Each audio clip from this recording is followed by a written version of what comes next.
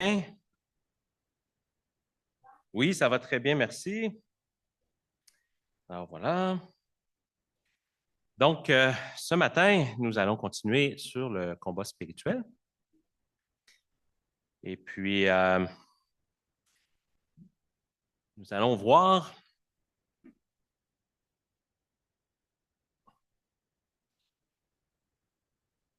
le combat spirituel en parabole. Elle est ouverte.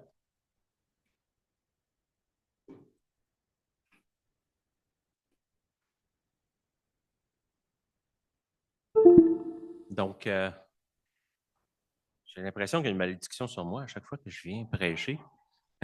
J'ai toujours des problèmes. Alors, voyez-vous, le combat spirituel en parabole, parce que il y a des paraboles qui nous parlent du combat spirituel. Et puis, ce n'est pas quelque chose, une association que l'on fait souvent, mais nous allons voir que réellement, les paraboles sont à propos du combat spirituel. Et comme vous pouvez le voir, j'ai repris le petit bonhomme de Allen dans sa prédication là, sur le combat spirituel la semaine dernière. Euh, oui, la semaine dernière. Et puis, c'est rare que je fais ça, là, mais j'ai une critique par rapport aux prédications de nos frères sur le combat spirituel. Je trouve que c'est pas assez personnifié. Vous ne trouvez pas? Est-ce que c'est quoi son nom, lui? Horarius, Flavius? C'est pas personnel, hein? J'ai remédié à la situation. Il faut avancer, Baudelaire, pour que ce soit un petit peu plus personnel. Voilà. Soldat Alantus. Alors là, j'ai trouvé que c'était plus personnel. Et puis, alors, peux-tu avancer? Ça ne marche pas ici. Alors, on a notre soldat Hervius. Elle est ouverte. Il n'y a peut-être plus de batterie.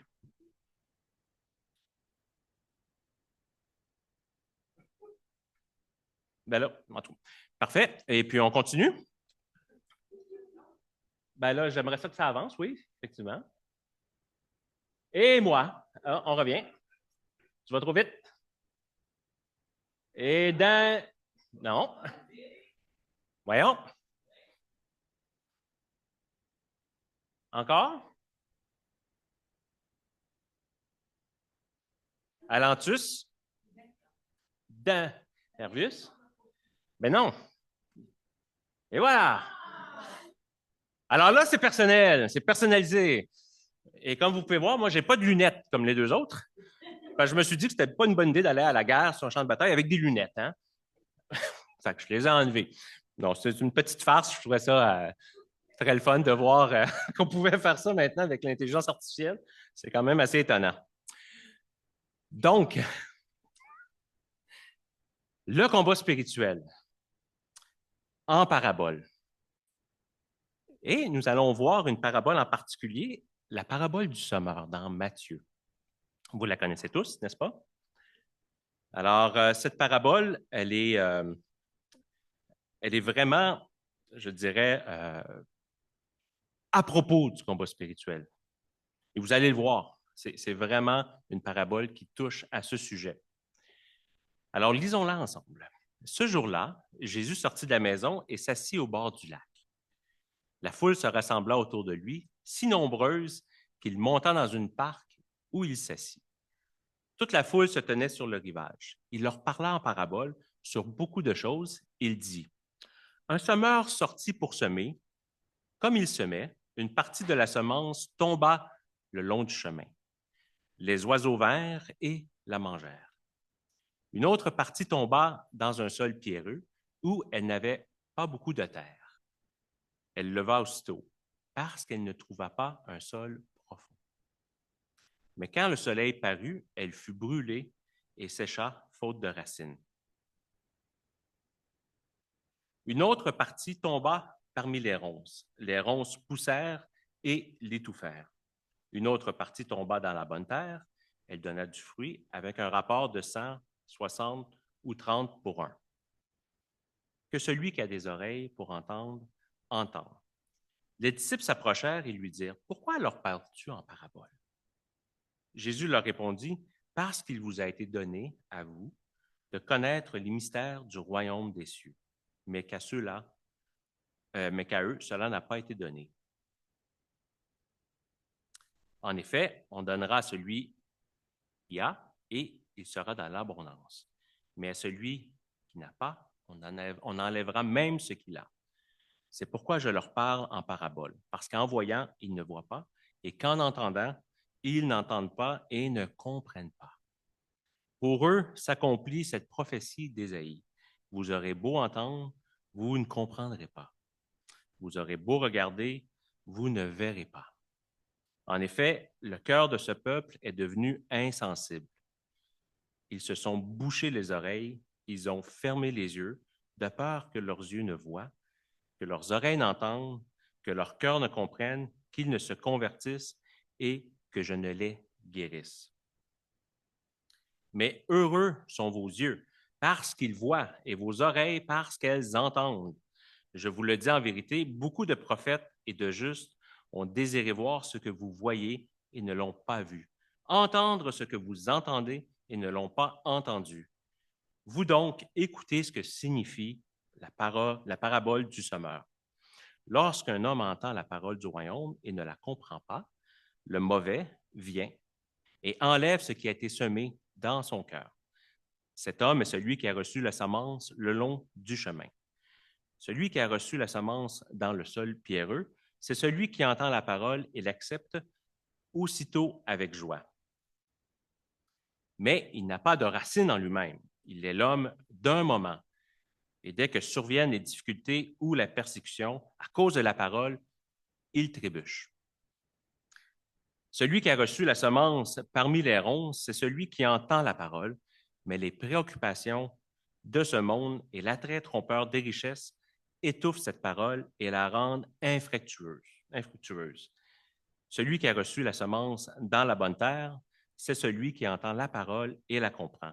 Il porte du fruit avec un rapport de 100, 60 ou 30 pour 1.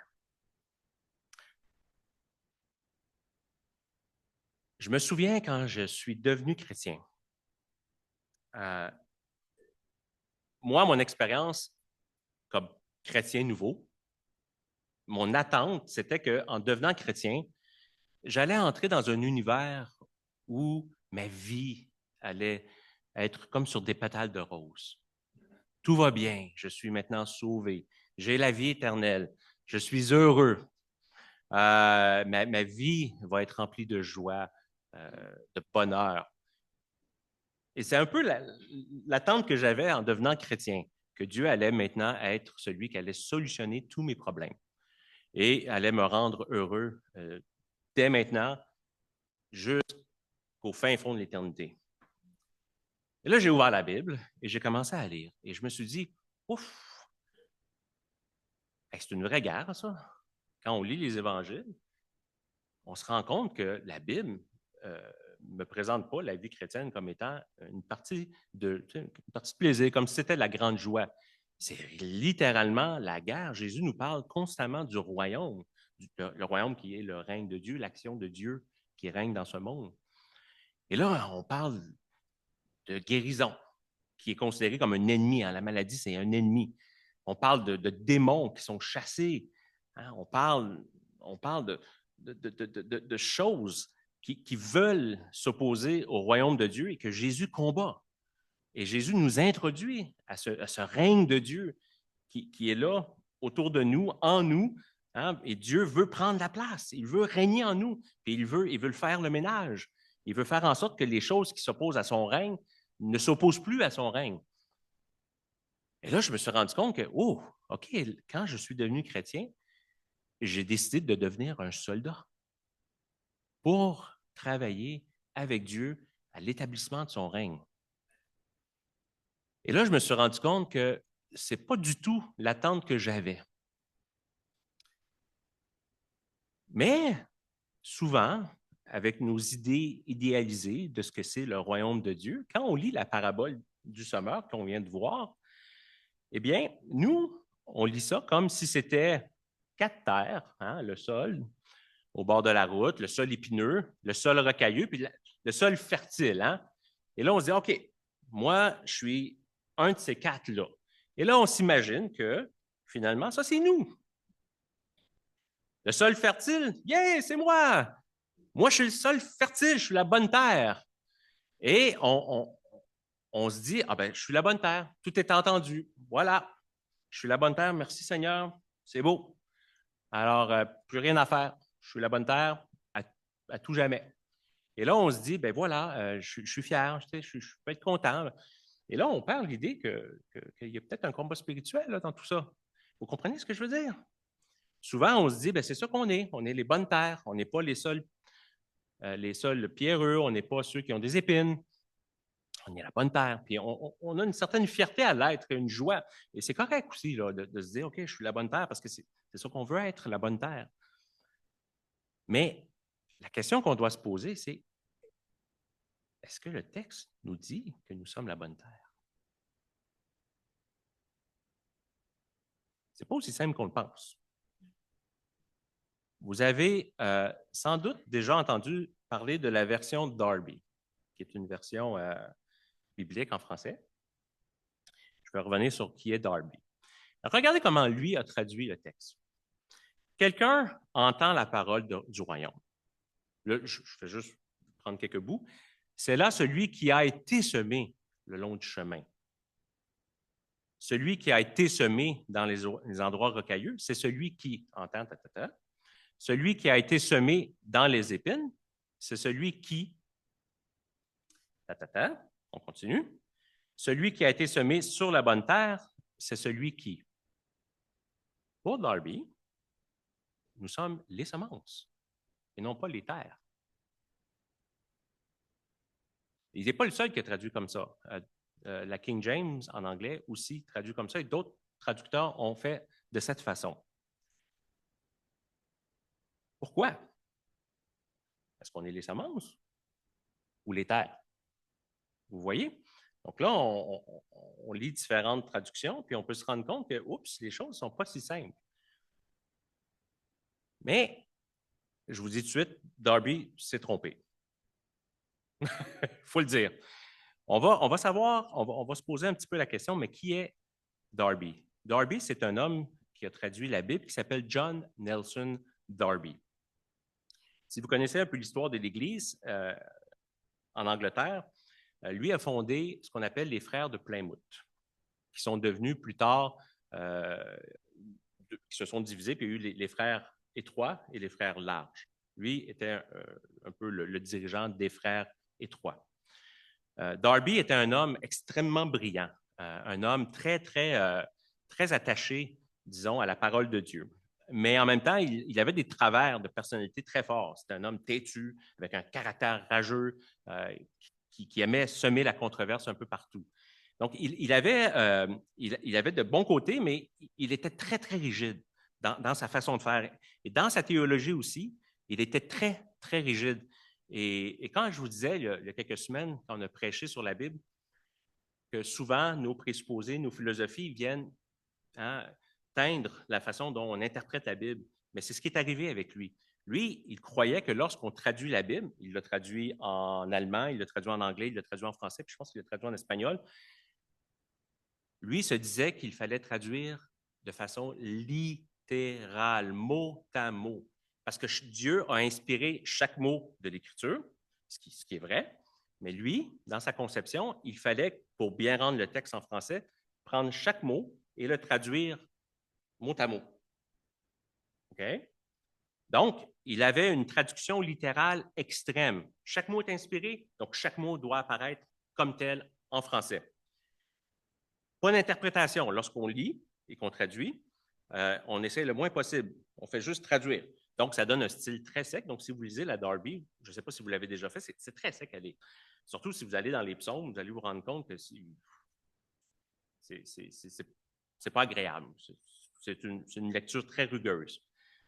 Il faut aussi traduire même structure de phrase. Donc, la phrase, on suit comment la phrase en grec elle est faite et on essaie de faire pareil en français. Et il faut que chaque mot grec trouve exactement son équivalent en français. Donc, ça donne, pour lui, la fidélité était plus importante, la fidélité au texte grec, avant le style.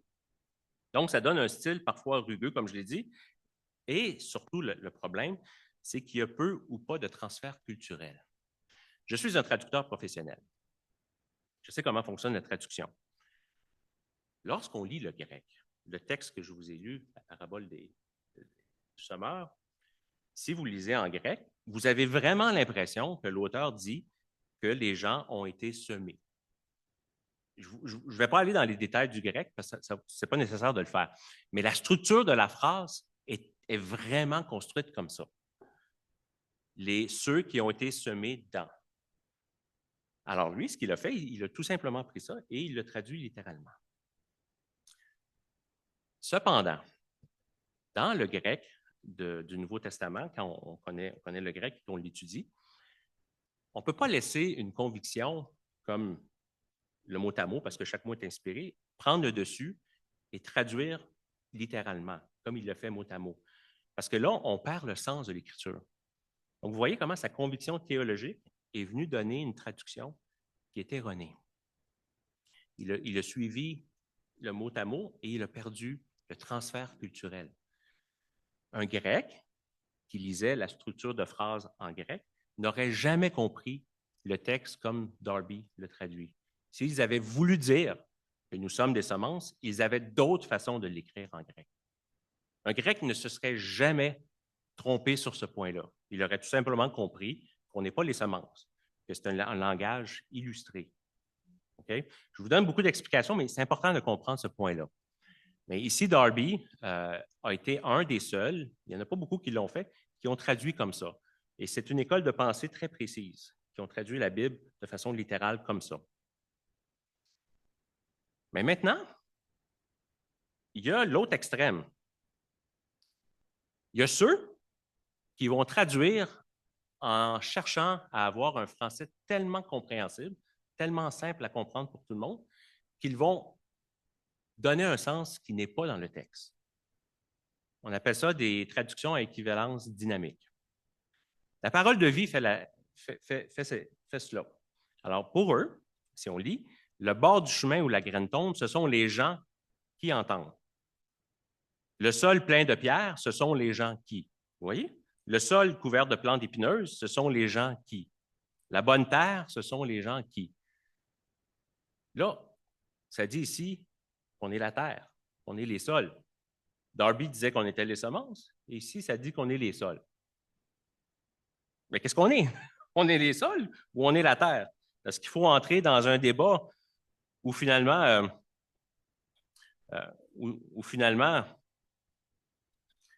on se dit, ah non, nous, on est les semences. Non, on est les terrains.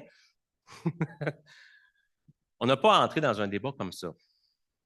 Mais quand on laisse nos présupposés théologiques l'emporter sur notre compréhension des Écritures, sur notre manière de la lire, ça crée des extrêmes comme ça. Les textes plus récents, comme la version seconde que j'ai lue au départ, vous voyez comment eux ont fait attention à ne pas placer les personnes dans une catégorie, les semences ou les graines, les terres. Vous voyez comment ils ont formulé? Cet homme est celui qui a reçu la semence le long du chemin. Ici, on ne sait pas si la personne est la semence ou la terre. Celui qui a reçu la semence dans le sol pierreux, c'est celui qui. Donc, il y a des gens, des hommes qui ont reçu dans le sol pierreux, d'autres qui l'ont reçu le long du chemin. Mais on ne nous identifie pas ni au chemin, ni à la semence, ni à la terre, ni à la semence. Vous voyez? Là, on a ici une traduction beaucoup plus équilibrée. Pourquoi les traducteurs, pas juste les modernes, mais aussi des anciens qui l'ont bien traduit comme ça, pourquoi ont-ils fait cela? Pourquoi ont-ils cherché à faire en sorte qu'on essaie de ne pas nous catégoriser dans une catégorie ou dans l'autre? Eh bien, la raison est fort simple. C'est que la parabole n'est pas à propos de savoir si on est des semences ou des terres.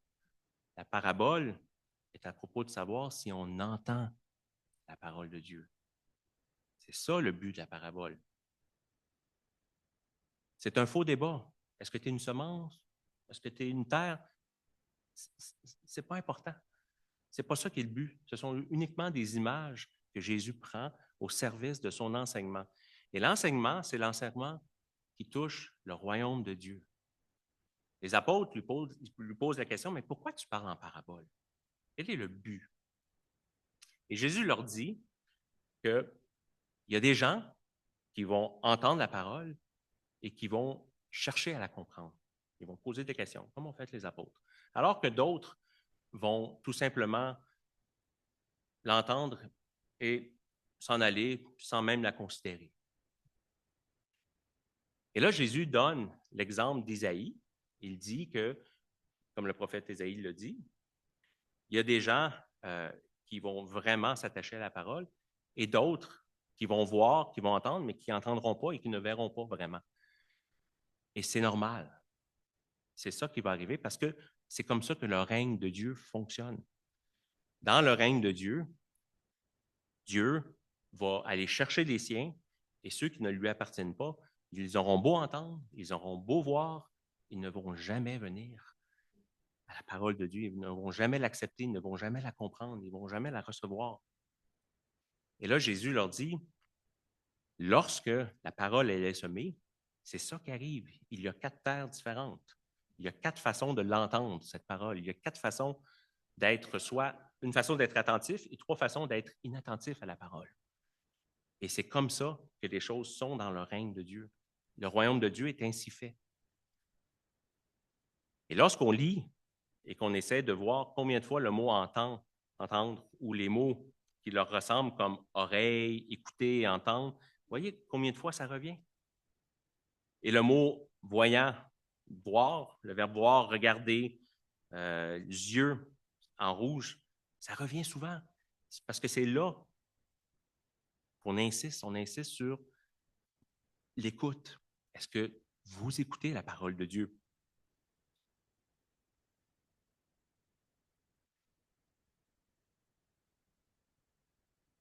La parole, la parabole du semeur nous annonce le règne de Dieu. Et elle nous enseigne que Dieu nous appelle à une écoute décisive. Lorsque la parole de Dieu est semée, elle n'est jamais neutre. Elle va toujours produire un effet. Tout le temps.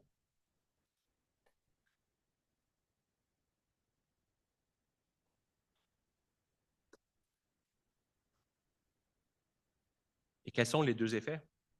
Il y a ceux qui entendent, qui comprennent, qui écoutent et qui obéissent. Et il y a ceux qui n'obéissent pas. Donc ça, c'est un fait qui ne peut pas changer. C'est ainsi que fonctionne le royaume de Dieu. Et Jésus dit que celui qui a des oreilles pour entendre, entende. Qui a des oreilles? C'est ceux qui entendent, c'est ceux qui obéissent. Entendre ici veut vraiment dire comprendre et obéir. Mais pourquoi certains entendent et que d'autres non? Certains vont dire que c'est l'élection, d'autres vont... Peu importe. On ne va pas entrer dans ce débat-là ce matin.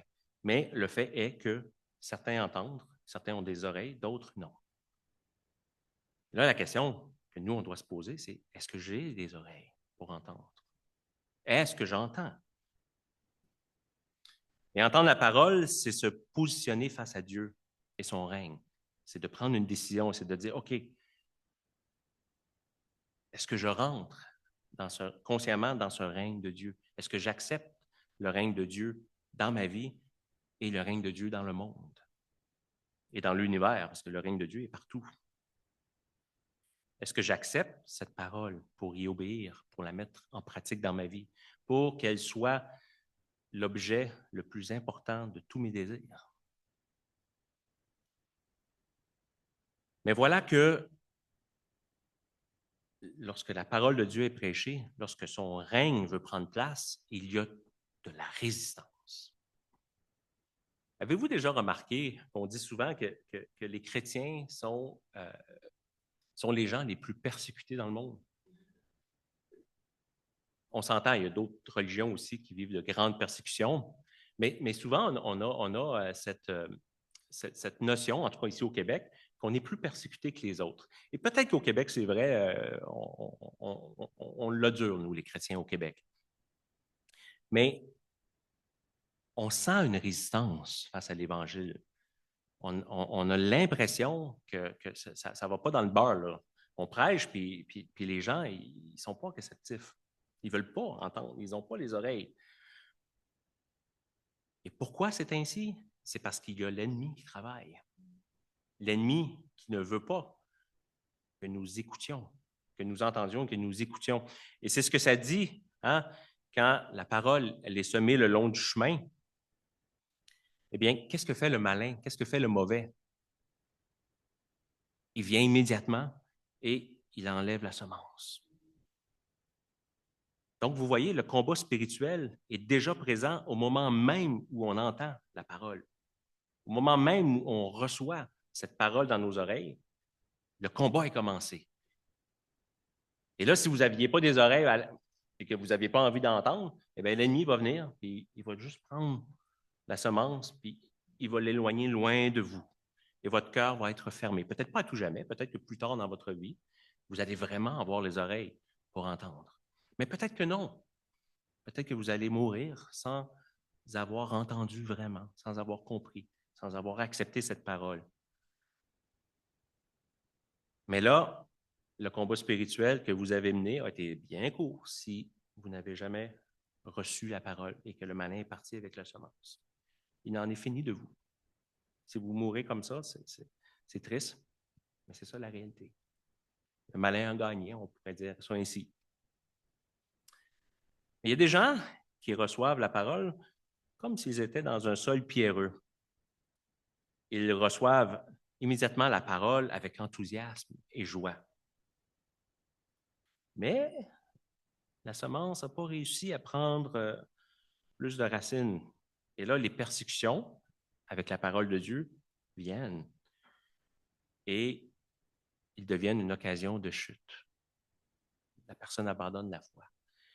Et ça, c'est intéressant parce que dans le Nouveau Testament, les gens qui ont travaillé avec Paul, il y a certains des hommes qui ont travaillé avec Paul qui ont vécu cela. Ils ont reçu la parole avec joie, ils ont travaillé avec Paul dans le ministère, et puis après un temps, ils ont abandonné la foi. Donc, on a déjà dans l'Église primitive des exemples de personnes dont le combat spirituel n'a pas duré et s'est terminé, bien avant que leur vie s'achève. Donc, on le voit, hein, le combat spirituel, même lorsqu'on reçoit la parole, oui, je suis la bonne terre, peut-être, si vous voulez dire ça, mais c'est pas fini, là. Il y a du monde, après plusieurs années, qui abandonnent la foi. C'est facile de dire que vous êtes la bonne terre, mais si vous l'êtes vraiment, il faut que ça continue dans le temps. Il faut que ça se rende jusqu'à la fin. Il faut qu'il y ait une persévérance, hein, jusqu'à la fin de votre vie, où vous allez rendre l'âme en disant « Merci Seigneur, reçois mon esprit ». Parce que là, si vous vous considérez comme une bonne terre, ou si vous considérez que vous avez reçu la parole dans la bonne terre, bien, le combat, lui, continue tout le temps. Mais là où c'est vraiment difficile pour nous, les croyants, c'est lorsque la parole vient dans les épines. Et les soucis du siècle et la séduction des richesses imposent leur règne.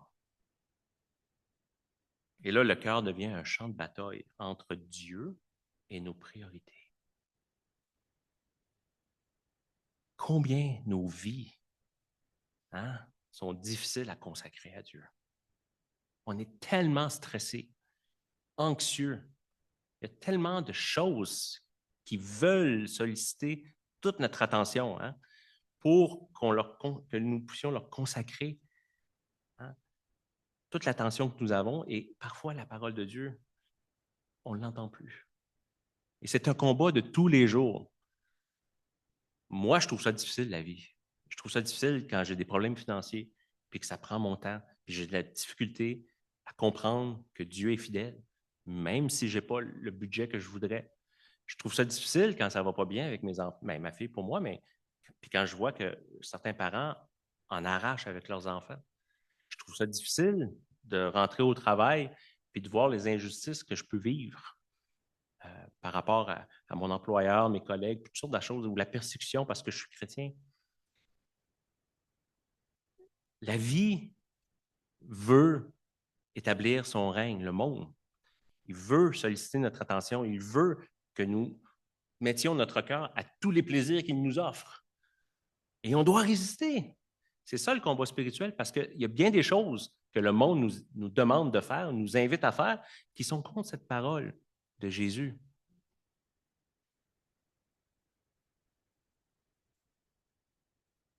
Qu'est-ce qui domine notre cœur? Nos préoccupations?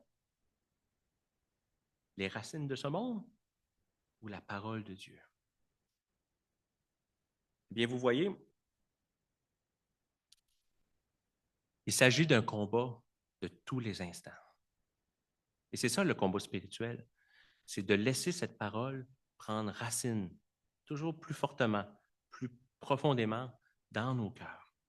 La laisser venir s'installer en nous et vraiment attirer notre attention pour qu'elle devienne la chose la plus importante dans notre vie. Ça ne veut pas dire de ne plus rien faire d'autre, mais ça veut dire de laisser les autres choses être éclairées à la lumière de ce que la parole de Dieu nous enseigne. Et c'est ainsi que nous allons pouvoir voir le règne de Dieu vraiment prendre place dans nos cœurs, dans notre vie. Quand vous voyez des chrétiens qui marchent selon le Seigneur, ça nous touche. Hein? On dit, c'est des témoins, ce sont des modèles, ce sont des hommes, des femmes de Dieu. Mais en réalité, ce que nous voyons quand nous regardons ces frères et ces sœurs qui ont vraiment un témoignage puissant, nous voyons le règne de Dieu. C'est ça que nous voyons.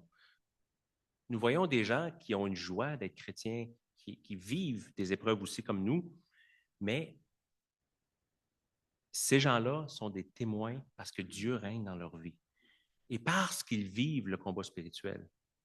Et peut-être que quand vous leur parlez, vous ne sentez pas qu'ils vivent un combat spirituel, mais ça ne veut pas dire qu'il n'y en a pas un. Il y en a un.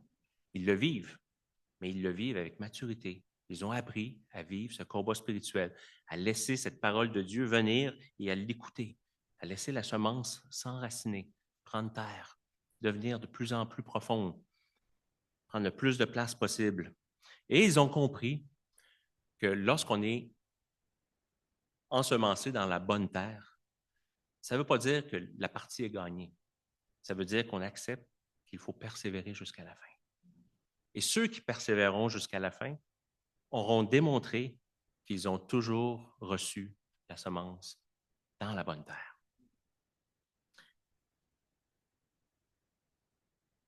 Si je finis là, je transgresse mon principe de finir plus tard que d'habitude.